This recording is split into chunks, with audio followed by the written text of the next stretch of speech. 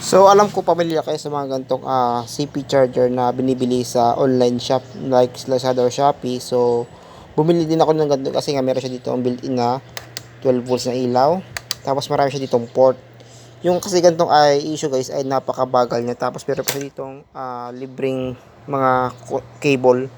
Although nag-charge naman siya kaya lang napakabagal, tapos sobrang init ng kanyang pyesa sa loob ito kaya nakatutok yung pinaka blower dyan.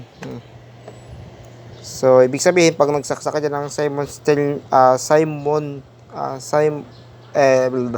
pag nag-charge ka dyan ng sabay-sabay, iinit, tapos babagal siya hanggang sa ma-burn or masunog yung pinaka-pesa niya. Hindi naman ito masusunog guys. Yan, o. Pero yung input niya nakalagay dyan, 12 to 24 volts. Sa 6 volts, hindi siya gumagana. Try ko siya. Pero sa 12 volts na naka-plug-in yan, gumagana siya. Ayan, o. Tinanggal ko yung kanyang clip, pero ko ng DC jack. Ito yung ating pan-test, isang power bank na bobin.